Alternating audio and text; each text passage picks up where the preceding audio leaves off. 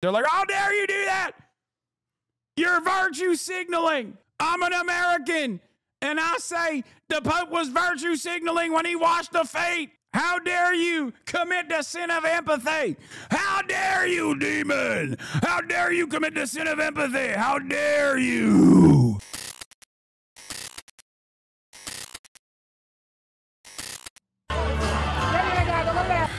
Now that we've like covered the background of the Pope and how woke he is, before we get to like you know, who the next in line is, and before we get to how he was assassinated by JD Vance, who is an agent of Satan, not even on some Blue Anon shit. This is truly what I believe in my headcanon. Okay, two things that I believe about the papacy. You got JD Vance assassinating the Pope because he's a direct agent of Satan himself, and that they do ball fondling in that papal toilet structure. Those are the two things in my headcanon that exist, that happened within the Vatican. But before we get to all of that, I wanted to show you, now that you know a little bit more about the woke Pope and what his attitude was and what his background was, let's take a look at the rabid sociopaths in the United States of America. Marjorie Taylor Greene. Pope Francis died this morning. This is Marjorie Taylor Greene's response. Today, there were major shifts in global leaderships. Evil is being defeated by the hand of God. To which this guy responds, I like her response. Francis was a joke of a Christian. He is definitely not in heaven. Holy shit, dude. The Pope, dude, I'm sorry. If you don't, okay, look at this guy. Yo, what up, Abu? Why stay in the USA? Go to Yemen or Afghanistan. Support the most peaceful religion there. Or go to Cuba. Golden privileged boy living on his family's money. Are you okay, dude? What up, Abu? Okay. Nice one, dude. I will be going to Cuba soon, though. But that's not my point. Let's get back to the point at hand here. If you believe in any form of Christianity, okay, and you say the Pope is going to hell, where are you going? Where would you be going? If the Pope is going to hell, you're going to super hell. The f***? Saying that the Pope was a fake Christian is so funny.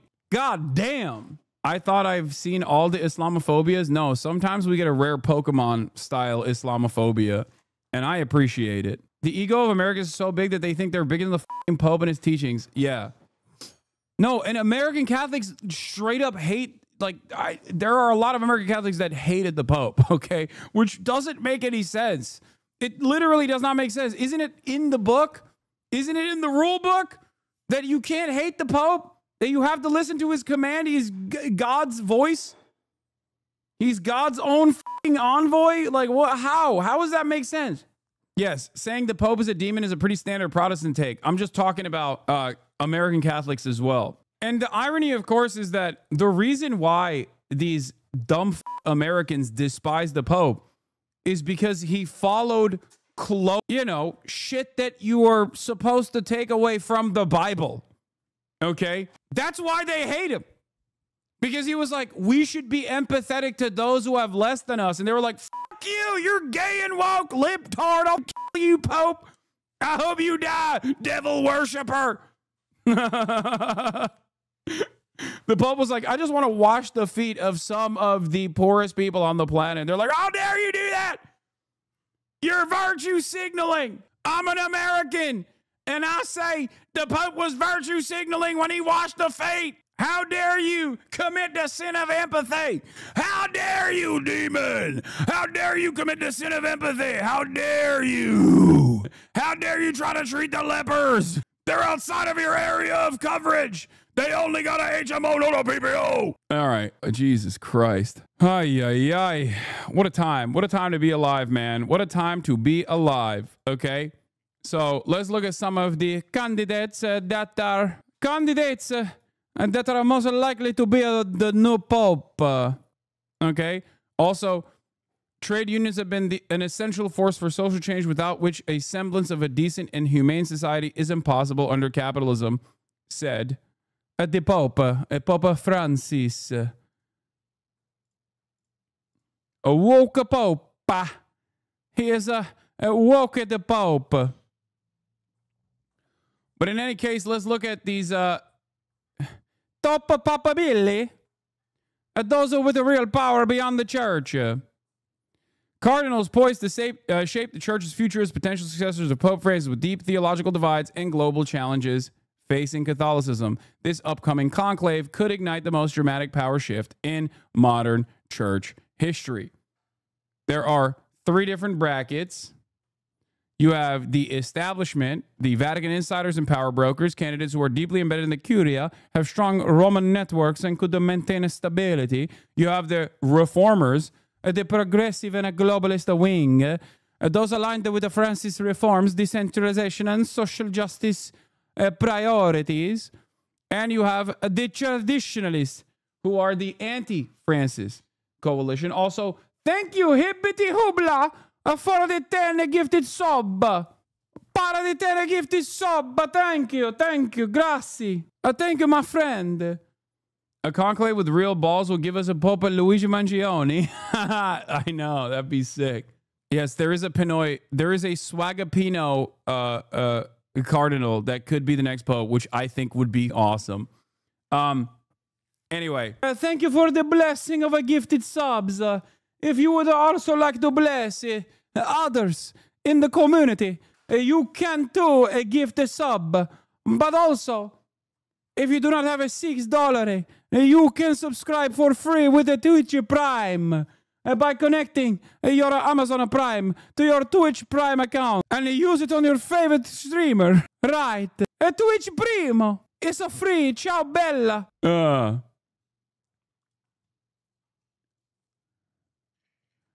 All right, let's get back at the new Pope, the top Papabilli. All right, can we watch Conclave? Can we watch a Conclave clip? Tucci is the GOAT? Sure. Common sense approach to such issues as gays and divorce. Tell them I stand for never returning to the days of the Latin liturgy or families of 10 children because Mama and Papa didn't know any better. That was an ugly and repressive time, and I'm glad that it's over. Tell them I stand for respecting other faiths. Mitochondria! Thank you for the 5 community gifted subs. For tolerating other views within our own church. And tell them that I believe women should play more of a role in the Curia. Let's not mention women. Why? Brother, I have no intention of concealing my views or pretending to be anything other than I am in order to sway any of our number who are undecided. So, if you want to canvass on my behalf, then make sure that my message is clear. I stand for everything that Tedesco does not. Okay. If you'll excuse me.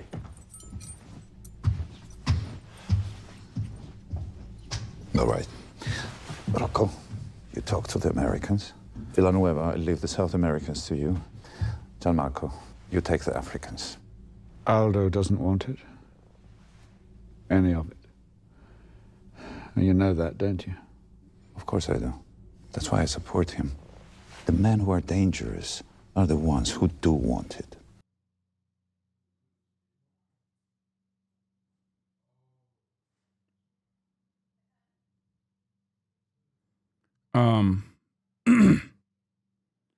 Hold on, I'm tweeting something.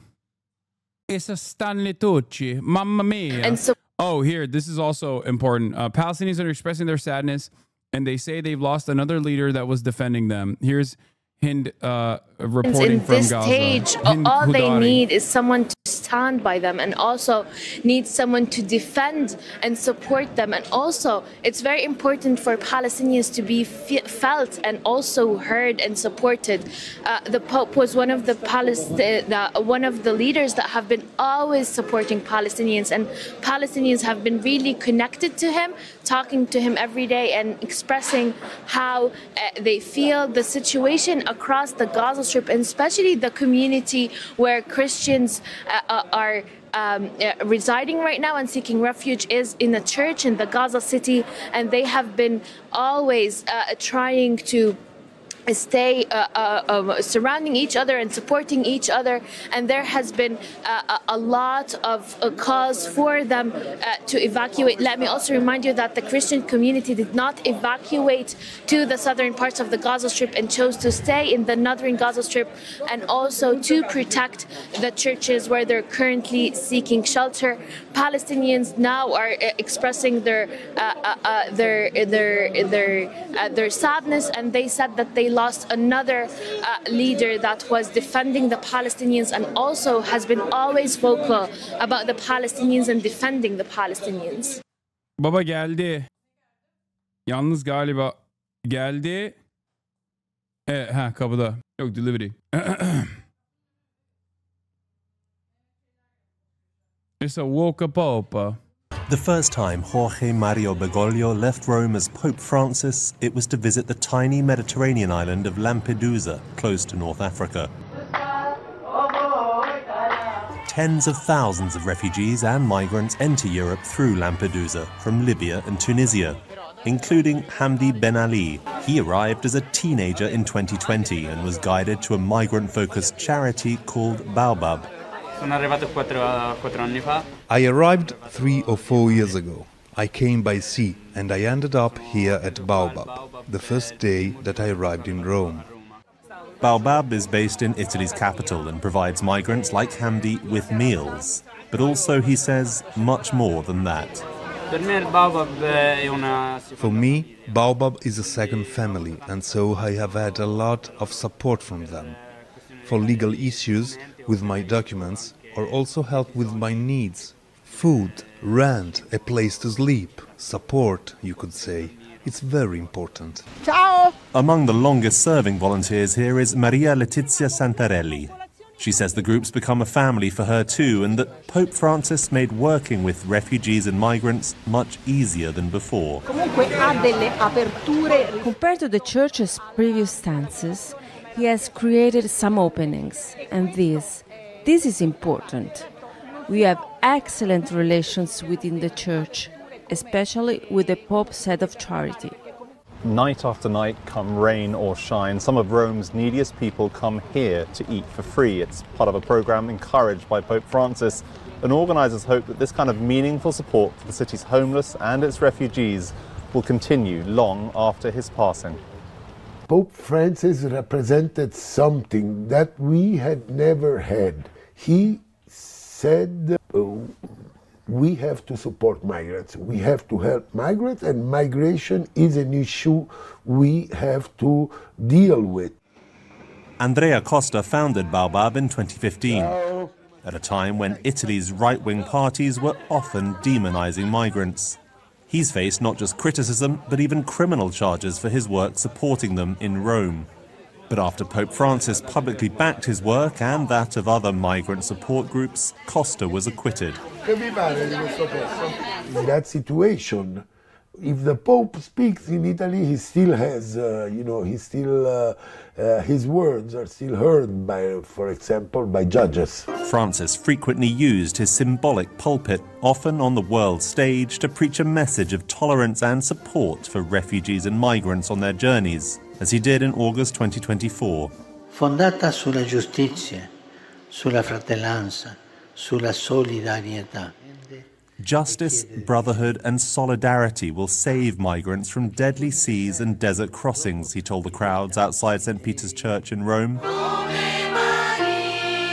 And throughout his time as Pope, Francis used both words and deeds to express that solidarity himself, famously washing the feet of refugees in Rome as a symbol of his support.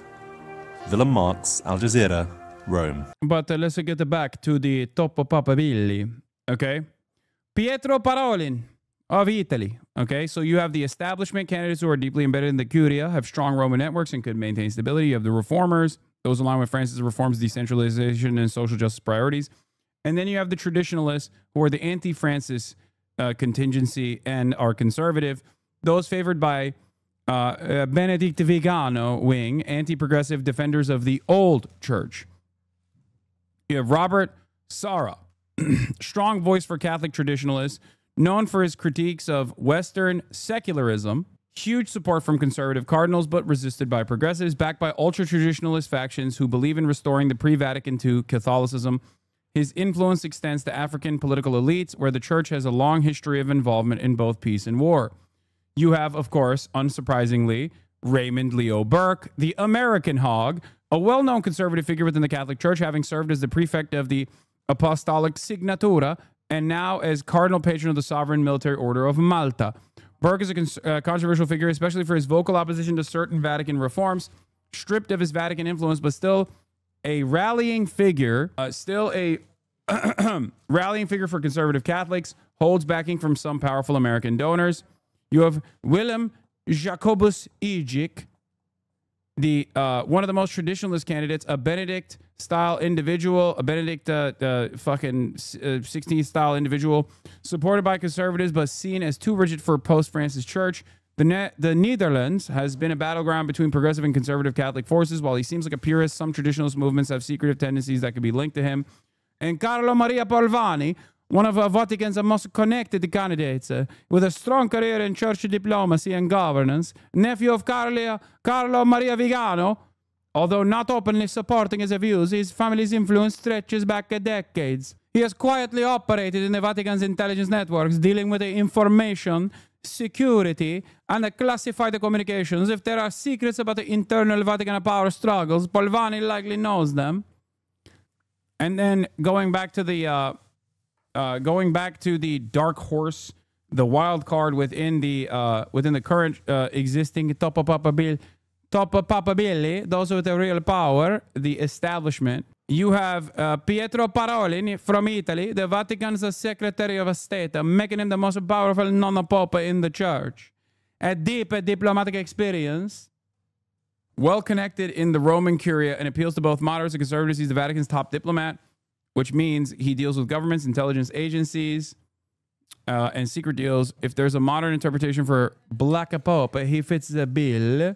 You have Matteo Maria Zuppi, Archbishop of Bologna, and a rising star who represents the more pastoral and social justice-focused wing of the church, similar to Francis, linked to San Egidio community, a major Catholic peace and a humanitarian group, sometimes referred to as the Vatican CIA. This organization has at times worked in negotiations where intelligence agencies and underground forces intersect, especially in war zones. Peter Erdo of Hungary, strong intellectual and theological background, former head of the European Bishops' Conference, appeals to conservatives without being too radical. Canon law expert, previously seen as the potential Benedict successor. Erdogan is linked to the old Catholic aristocracy of Eastern Europe. Hungary's historical connection to the Habsburgs and the Holy Roman Empire means he has deep ties to monarchist movements. Mario Grech, the wild card, least likely candidate. As the Secretary General of the Synod of Bishops, Grech is a key architect in Francis' vision of a listening church. While he is not considered to control the synodal process, making him a power behind the throne. Vast Maltese network, which includes high-ranking Vatican diplomats and secretive Catholic organizations. And then you have the woke guys, the wokes, the quadruple wokes, aligned with Francis' reforms, decentralization, and social justice priorities.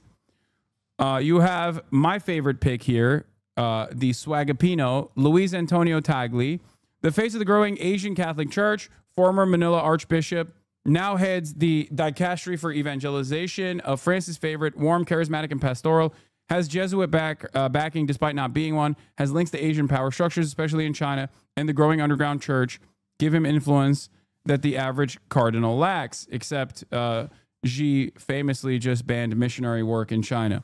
You have Jean-Marc Avelin, current Archbishop of Marseille, key voice in the Catholic-Muslim dialogue, born in Algeria, has deeply involved in interfaith work, has a missionary mindset, represents the Catholic intellectual elite in France. His connections to French esotericism and philosophy give him an unusual type of influence. His intellectual circles likely intersect with these ideas. Wilton D. Gregory, first African-American cardinal, Archbishop of Washington, D.C., would be a historic choice, some influence in American Catholicism, but the U.S. Church is divided and often distrusted in Rome. American Catholicism has its own share of scandals. Gregory has stayed clean, but his position in D.C. puts him close to power structures that overlap with intelligence and political agencies. And Fridolin Ambongo, strong voice for Africa, a Francis-style social justice leader, Archbishop of Kinshasa, strong ties with African bishops in Latin American liberation theology circles. He has stood against corruption, but in a region where the church has been involved in both revolutionary and shadowy dealings, hidden connections are likely. I don't know which one of these guys is the one that said Muslims are invading. Cardinals likely to become Pope, a much more simplistic version of this. Pietro Parolin, considered moderate against surrogacy and gender ideology. Peter Erdo, we already talked about conservative tendencies against conservative with stance against refugee. The German one.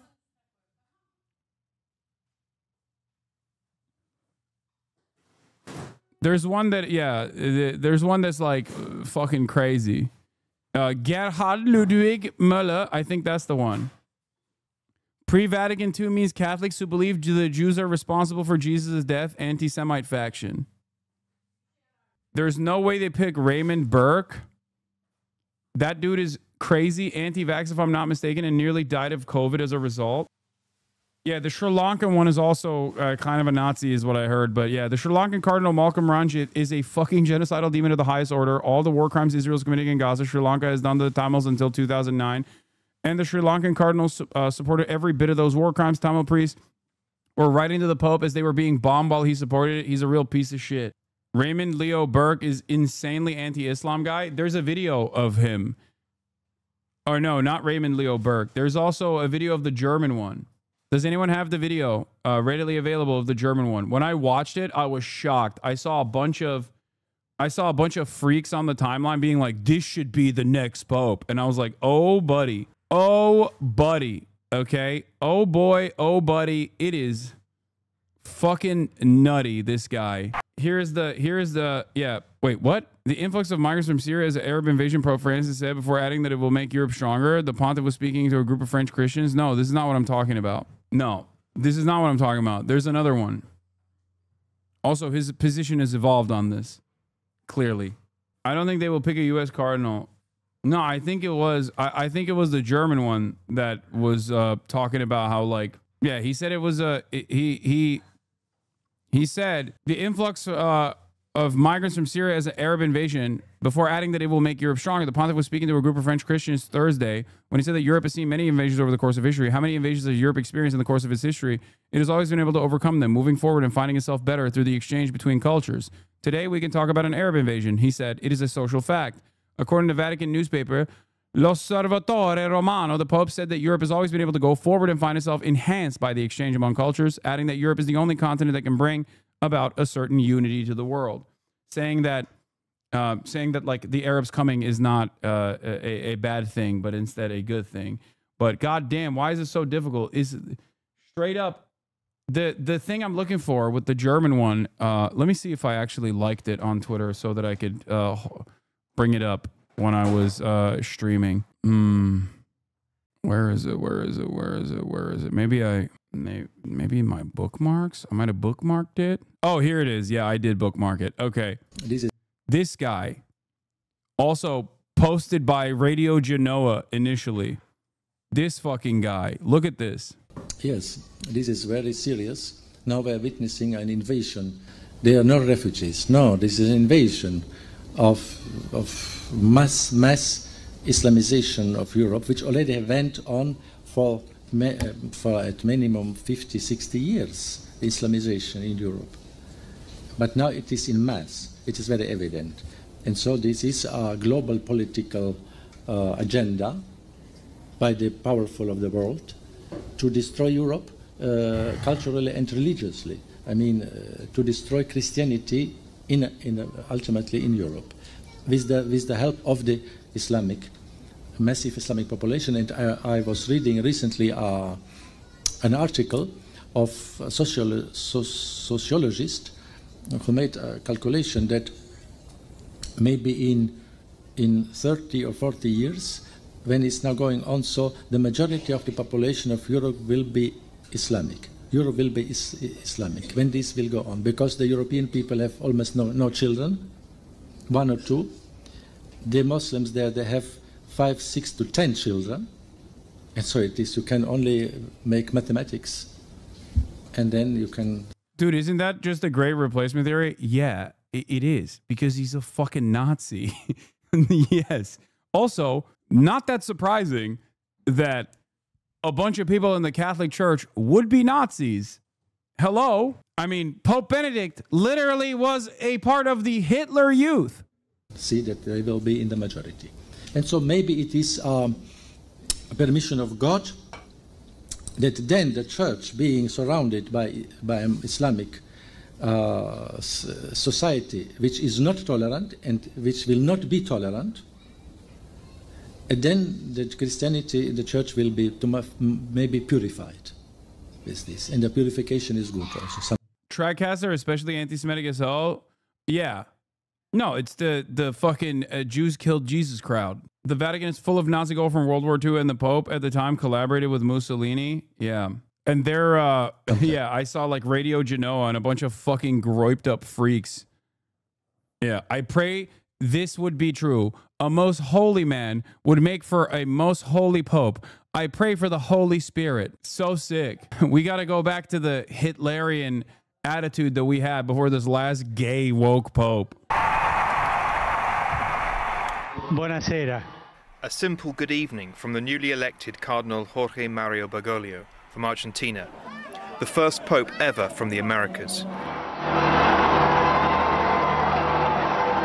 His choice of the name Francis, after the saint known for his poverty and love of nature, had never been used before by a pope, set the tone for a pontificate marked by attention to the poor and a simple way of life. This pope's home would no longer be the historic apartments, but a simple set of rooms in a guest house on the Vatican grounds. Elaborate papal robes and jewellery remained in the closet, as Francis wore only his white cassock, black orthopaedic shoes with a simple pectoral cross. And when he needed his glasses fixed, he hopped in a car and went himself to the optician in Rome. A down-to-earth style learned on the streets of Buenos Aires. The one-time nightclub bouncer took public transportation and always remained a fan of Argentina's San Lorenzo soccer team. His simple words, too, had a way of getting to the heart of divisive issues. Se una persona è gay e cerca il Signore. If a person is gay and accepts the Lord and has goodwill, well, who am I to judge? It didn't change the Catholic Church's opposition to gay marriage, but convinced many that he was a pope open to change. He was a champion of the environment, issuing an encyclical, the highest papal teaching document, to warn of the dangers of global warming and a throwaway consumer culture in the West that damages our climate and the livelihood of the poor. The misuse and destruction of the environment are also accompanied by a relentless process of exclusion. In effect, a selfish and boundless thirst for power and material prosperity leads both to the misuse of available natural resources and to the exclusion of the weak. He drove home the point travelling to the United States, home of gas-guzzling SUVs. Equally at home with the poor and powerful, on the lawn of the White House, he made a plea for immigrants. As the son of an immigrant family, I'm happy to be a guest in this country, which was largely built by such families. And at a time marked by a dramatic refugee crisis in Europe, Francis tirelessly called on governments and people to not close their eyes or their borders. And he walked his talk, bringing back 12 Syrian refugees on his plane following a trip to the Greek island of Lesbos. In the difficult terrain of the Holy Land, Pope Francis prayed at the wall dividing Palestinian West Bank from Jerusalem and embraced his Jewish friends in front of the Wailing Wall. The Pope focused much of his attention to those on the peripheries, as he called it, the outsiders, excluded from society. The hungry, the thirsty, the stranger, the naked, the sick, those in prison. He sought to support the churches on those peripheries and far from Rome. The longest foreign trip of his pontificate saw him travel across Southeast Asia and the Pacific, highlighting the importance of this region for the future of the Catholic Church. Going to those on the margins was something Francis himself practiced during many moments of his pontificate. Embracing the disabled, washing the feet of prisoners, installing shower rooms for the homeless around the Vatican. There's no such thing as a good pope. Nah, this one's pretty close, dude. I love how we've convinced ourselves that Tushimers are the main proponents of anti-Semitism. Meanwhile, the Catholic Church did Nazism, and then separate from that did also mass child rape. That being said, Pope Francis seemed chill as fuck. Yeah. Pope Francis is the closest you can get to like an actual religious figure that was a decent person, you know? One of his characteristics, a characteristic of his entire life, was humility. A humility that attracted the world, with politicians and stars lining up to meet him at the Vatican. He was not so popular at times inside the Vatican and among powerful Catholic groups in the United States. There was a backlash from conservatives upset about his insistence that church teaching must develop, along with his biting critiques of clerical culture. His financial reforms seeking greater transparency faced significant difficulties, and the scandal of sex abuse continuing to be the Catholic Church's biggest struggle. In the case of Chile, Francis admitted in a letter that he too was part of the problem when every bishop in the country offered to resign in the wake of sexual abuse scandals there. Also accused of being part of the problem by his ex-ambassador to the United States, who claimed he told Francis about sexual abuse allegations against former Washington, D.C. Cardinal Theodore McCarrick 5 years before, and Francis allowed him to continue serving. I will not say one more word on this. Francis eventually defrocked the US cardinal and held an unprecedented global meeting of bishops to address the issue. A Vatican investigation later called into question the claims made by the former ambassador, who was then barred from receiving communion and put into exile by the Church after he rejected the authority of the Pope and some key Catholic teachings. Nevertheless, questions remained about Francis's handling of the abuse crisis. There is no doubt that the child sexual abuse scandals are the central stain on his legacy. I mean, over and over again, Pope Francis said the right things. He met with victims. He expressed heartfelt sorrow. He expressed resolve to get this right. But, you know, most critics, many victims, would say that that wasn't matched with a policy follow-through.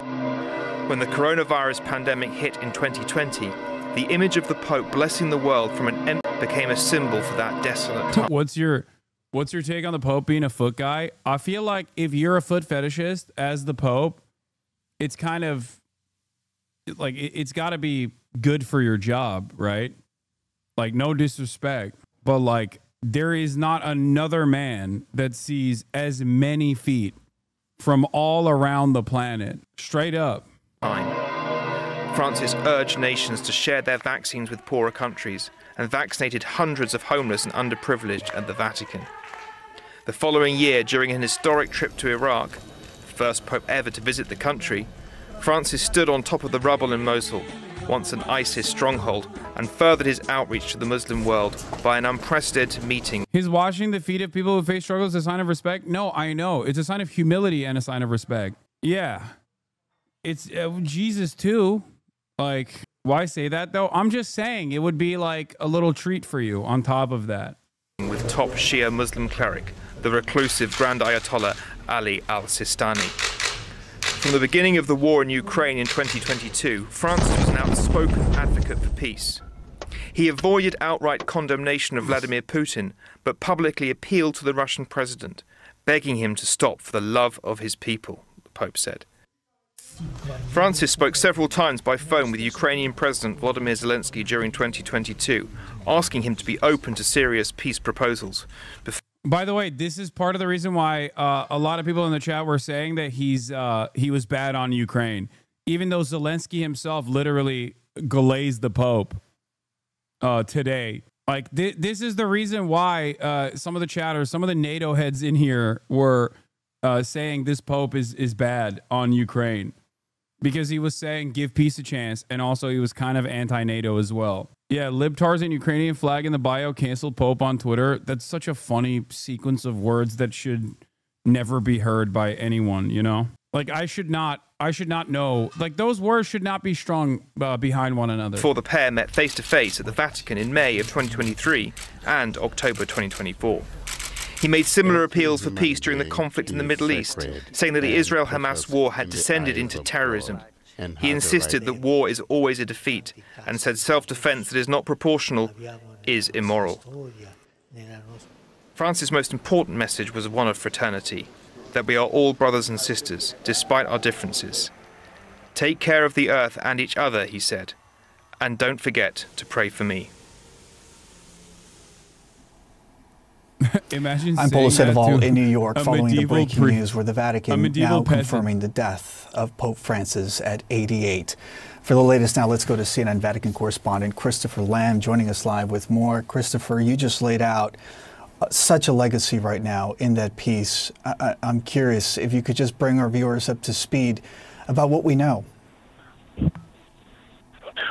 Well, Paulo, we were told this morning that there would be a brief broadcast from the Santa Marta, the residence of Pope Francis, and then a few moments later, Cardinal Kevin Farrell, who is the Carmelengo, the man in charge with overseeing the protocols around the death of the Pope, announced that Pope Francis had died at 7:35 a.m. local time this morning. Now, he was also joined by Cardinal Pietro Parolin and Archbishop Peña-Parra, the two senior Vatican officials. They made that announcement from the Santa Marta residence. Now, yesterday, Pope Francis was out in the crowds of St. Peter's, greeting people. He made an effort to get onto the balcony. Oh, yeah, the empty hell quote is the most succinct example of his character. This isn't dogma, just my thought. I like to think of hell as being empty. I hope it is. Easter Sunday blessing. Of course, he hasn't been well enough to lead services in the way that he would normally.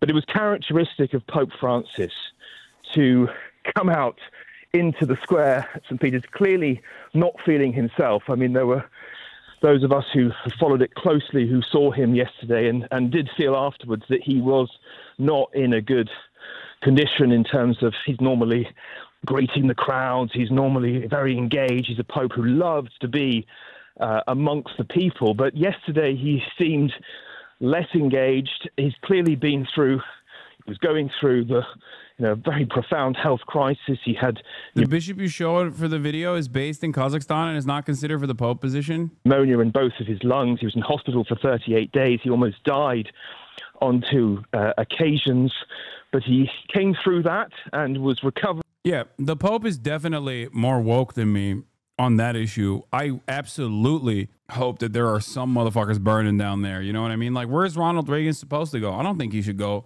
I don't think Ronald Reagan, Adolf Hitler should enjoy the bounties of heaven. What are we talking about? Henry Kissinger? I guess I'm not woke enough, you know? In the Vatican, but obviously it was very difficult for him health-wise, and he showed, though, determination to keep going until the very end. There was speculation he might resign, but he never did that. He decided he would go on right until the end. I think that's also the ethic and person of Francis, is to serve right until the last moment. He was someone who gave himself totally to the role of Pope. He was a Pope who wanted to be amongst the people, to serve. He wanted the Catholic Church to do more, to go out to the margins of society, to serve migrants and refugees, the poorest. He said after his election, I want a poor church for the poor. And that was the kind of, that.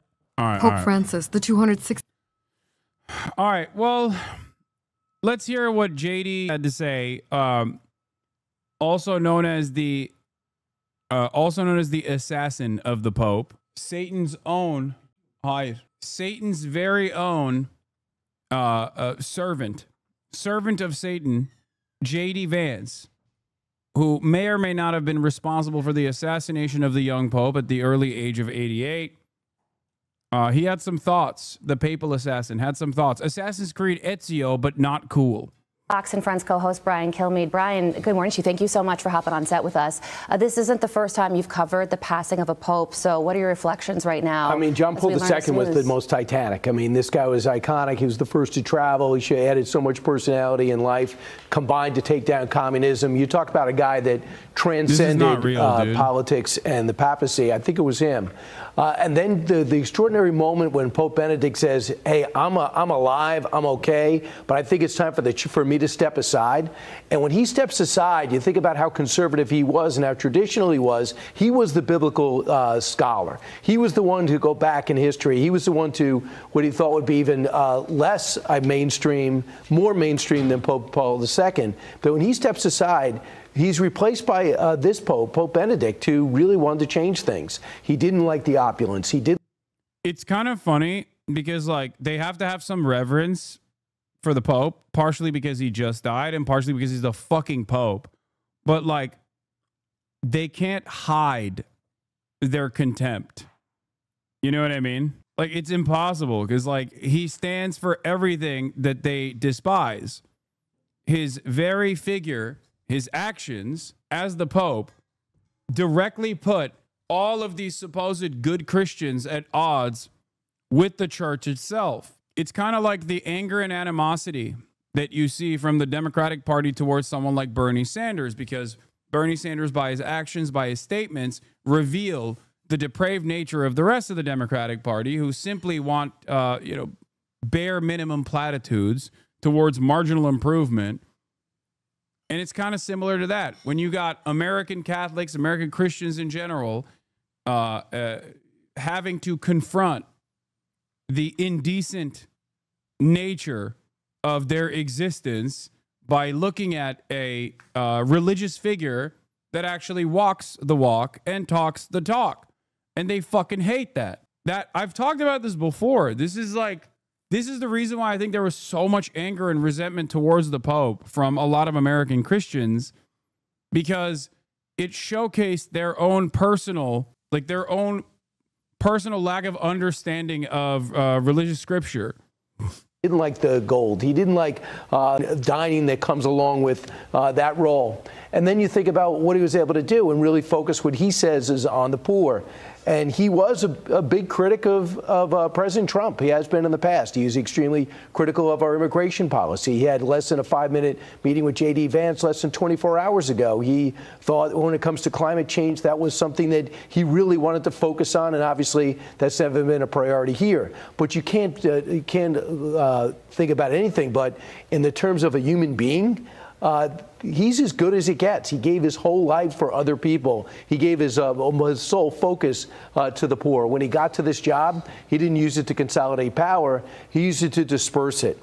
And I was just speaking to Father Jonathan over here, and he just reminded me, too, of some of the things that he brought out was, hey, when it comes to same-sex marriage, well, let's think about that. When it comes to having people get divorced and have their second marriage in church, let's consider that. And when it comes to even priests marrying, maybe that's something we should debate. There wasn't necessarily a plan how to do it, but it was, let's think about these things. But many traditional Catholics thought, as a third worldist Catholic here, to believe that there is no hell was the first step to become an atheist. So be careful.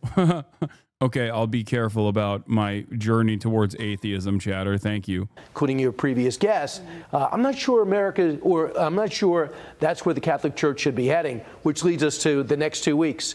We're going to decide which way the Catholic Church will head when half the College of Cardinals were appointed by this Pope. Yes. You wonder if they think like him. That's right. And less than an hour ago, Vice President J.D. Vance posted on X, I just learned of the passing of Pope Hassan will stay Catholic. Don't Francis. worry. My heart goes out to the millions of Christians, of which he is one, all over the world who loved him.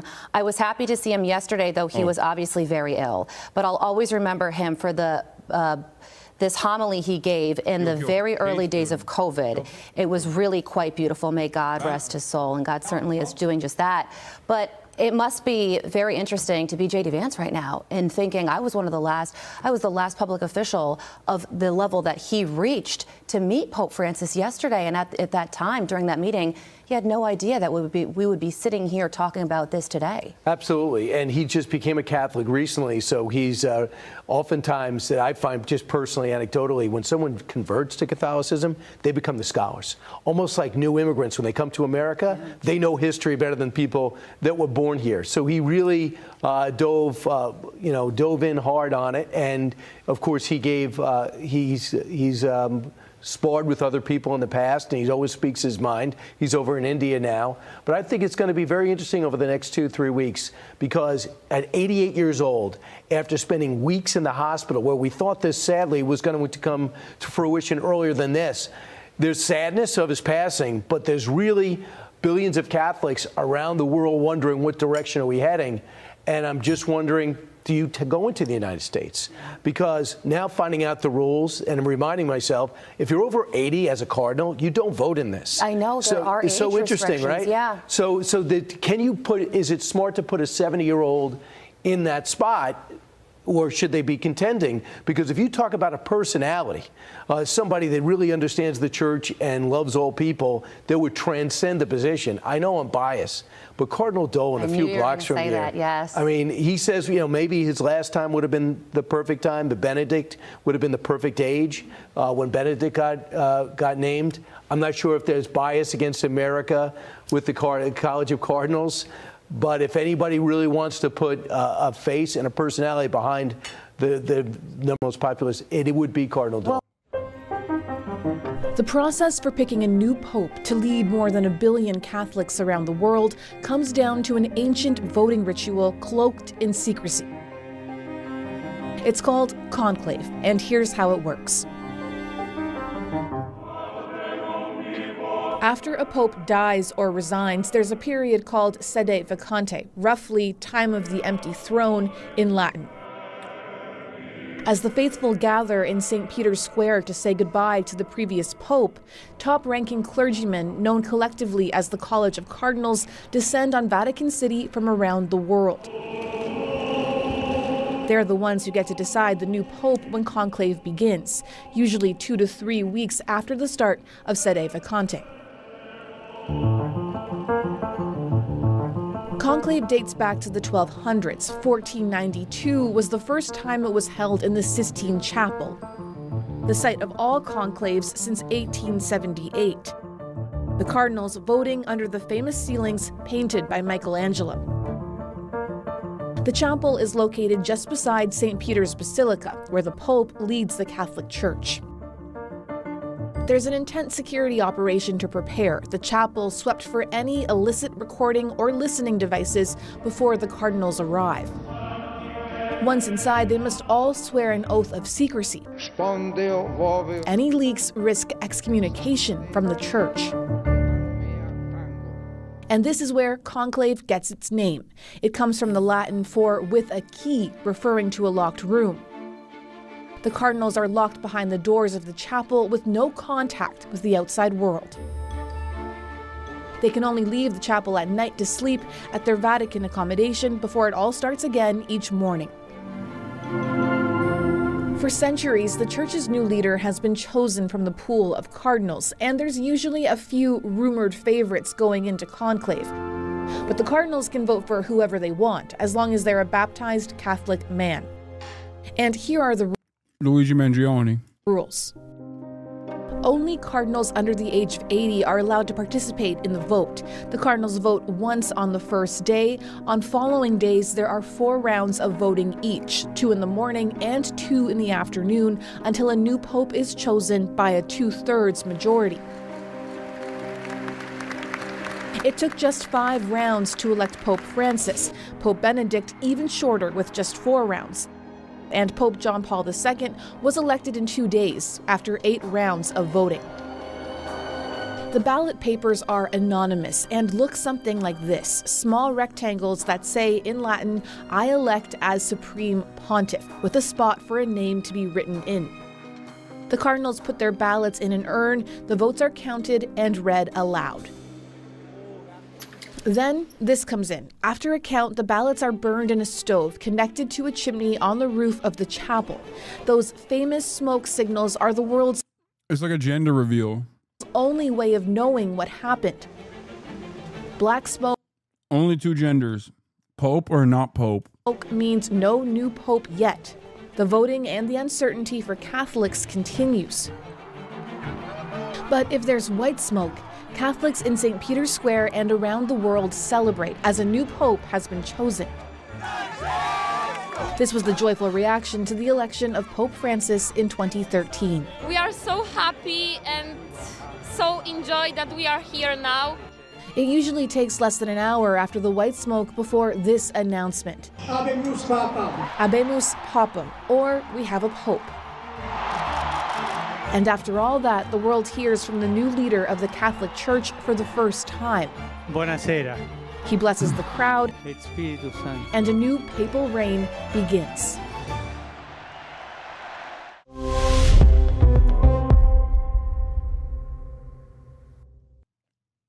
I just signed an executive order putting the flags of our country, all of them, all federal flags and state flags, at half-mast in honor of Pope Francis. So he was a good man, worked hard.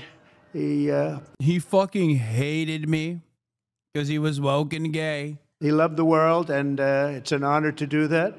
I want to thank everybody for being here. This is some band. I've heard this band actually indirectly for 4 years and very directly now for 4.5. And I like the direct method even better.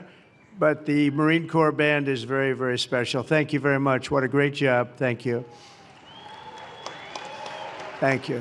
I also want to thank the National Park Service, the job they do in making everything so beautiful and spiffy. And I'm very difficult when it comes to that. I will tell you, very, very difficult. And I say they have done an incredible job. You just have to look around. And I just want to give a special thank you to our great First Lady who organized this entire event. She worked very, very hard on it. She worked very hard. I said, "What are you doing?" She said, "I'm working on the egg roll." I said, "That sounds like a lot of fun." And we're going to have a lot of fun in just a couple of minutes. But again, our country is doing very well. We had the highest number of recruits, enlistments that we've had in, I think, 28 or 29 years, and I'm sure we're going to actually... There's the president speaking at the White House on this Easter Monday, saying his first words about the passing of Pope Francis. I want to bring in ABC News papal contributor and consultant to the Vatican, Father James Martin, for more. Father, we just heard the president saying that he has now ordered all federal and state flags at half-staff, and he said that Pope Francis is a good man, worked hard, loved the world, and that it's an honor to do that, meaning an honor to ask the flags be flown at half-staff. What do you make of the president's words and how world leaders in general are remembering the Pope today? Well, it's a very gracious thing. It's also very accurate. He was a good man. He did work very hard. And, you know, the Pope, of course, having been in office for 13 years or so, would have met with so many world leaders. And so they knew him personally as well. And I think President Trump had met him in his first term. So this is someone they were able to take the measure of. No matter who you were, even if you were someone he disagreed with, he always treated you with respect and dignity. Domani ci sarà l'insediamento del presidente Trump, il quale ha già fatto sapere che fra 2 giorni vuole cominciare il suo programma di espulsione degli immigrati irregolari dagli Stati Uniti. Ecco, volevo chiedere se vi siete già sentiti, se ne avete parlato. No, non ci avevamo sentito. Lui è venuto una volta qui, quando era presidente l'altra volta, ma non ci siamo sentiti. Ma questo, se è vero, sarà una disgrazia, perché fa pagare ai poveri disgraziati che non hanno nulla il conto dello squilibrio. Non va. Così non si risolvono le cose. Così non si risolvono. That was his take on Trump. A disgrace.